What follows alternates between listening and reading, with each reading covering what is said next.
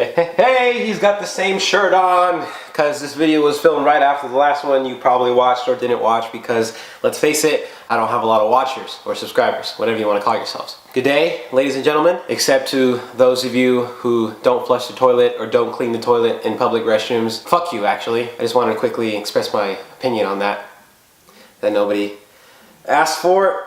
Ah, my eye still itches. Jesus. Alright, so this video is going to be a little bit different in that I don't talk about something anecdotically. There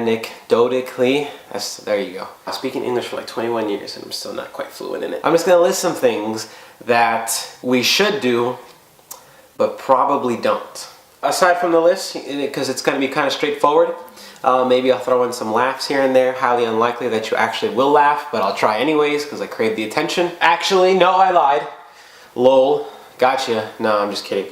The morning of that I wrote this video, we actually had an earthquake. In California, we get those a lot, like a lot. We should be dead probably by now. When whatever made California, we got consistent weather, Hollywood, lots of weed, loads and loads of culture that we can appropriate. Multiple choice for churches, religions, in case you're not feeling one or the other one day. Everything's gluten-free. What's another thing that's like stereotypically Californian? That's about it.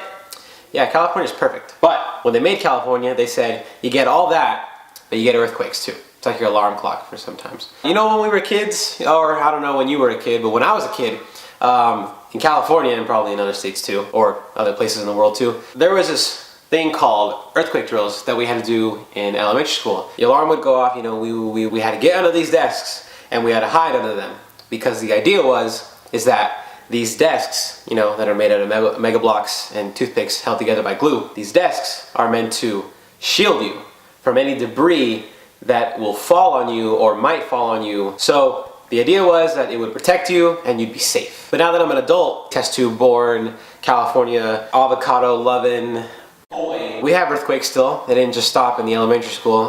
We still have earthquakes, and whenever there's an earthquake, like we had one the morning of that I wrote this, I don't get out of bed. I'll be damned if I can get 5 more minutes of sleep. Especially if I die, then I can get a lot more time to sleep. I'll be damned if I have to get up, lose maybe 2 minutes of sleep just to secure my own life and possibly enjoy the rest of my life. If I can get those 5 minutes of sleep when I'm already in bed and the world is trying to kill me, I'll take those 5 minutes instead. That morning that we had that earthquake, and as I traded my sleeping time for my life, it got me thinking about things that we should probably do, but we don't do. You see where it came full circle there? Anyways, let's get into the list that I put off for way too long in this maybe like 5-minute video. Number one, putting my seatbelt on when I immediately get in the car. I don't know why I don't put it on immediately. It's like the easiest thing to do. It takes less than 2 seconds maybe. Number two is actually about what I said in the beginning about cleaning and flushing the toilet, because some of you people are really fucking nasty. I don't know why you think that somebody else is going to clean up your shit if you don't want to clean up your shit. It's not going to be fun for the next person that hears you rip ass in the stall and you walk out without hearing a flush. Clean up after yourself, animals. Number three, changing the oil in your car. Car maintenance is just hard to get behind. I know it's a glaring thing that it like lights up like, hey, you need to change the oil now, or else something bad might happen with the engine. This thing that you use to travel every single day and would depend on and would probably lose a lot of productivity if it no longer functioned. That's the thing you put off because I don't know, you're a terrible person. I'm a terrible person. I'm a shitty person with responsibility and stuff. Number four is drinking water. Water tastes really good, and as I start to age, Coca-Cola kind of goes down a little bit harder for me. It feels like a burning sensation in my throat, like I'm gonna die, and I don't like that feeling. So I've recently just started to switch to water more often, getting some more use out of my knockoff hydro flask. It's also just nice not having to feel really dehydrated, having maybe like a dry throat, you know, piss clearly. That's a really nice thing. Plus, helps clear out your skin a little bit, you know. It's good for your skin. And sometimes it's free at restaurants too. Number five is oral. It's 2018. Give head, you guys. Well, so now if she told you she don't do that, is that okay? It's different rules for men. There's some things that Y'all might not want to do or want to do. It got to get done. You know what I'm saying? I just can't do what you want me to do. Number 6, telling people that you love them, you appreciate them, you love them, and you love them some more. We only have a finite amount of time on this earth, and you never know when someone's gonna bite the dust, kick the bucket, you know, die, get axed, iced. Not like in the sense they're gonna get deported, but like, tell people you love them. You know, you don't know when the last time you're gonna see somebody is. With all this talk about, all this news about school shootings, and about suicide and mental health, you know, it really isn't that hard to tell people you love them, tell people you care about them, yada, yada, yada, yada, yada. I know it's a very serious thing, and I'm kind of treating it as a joke, but tell people you like them, tell people you love them. They like to hear those kinds of things too, and it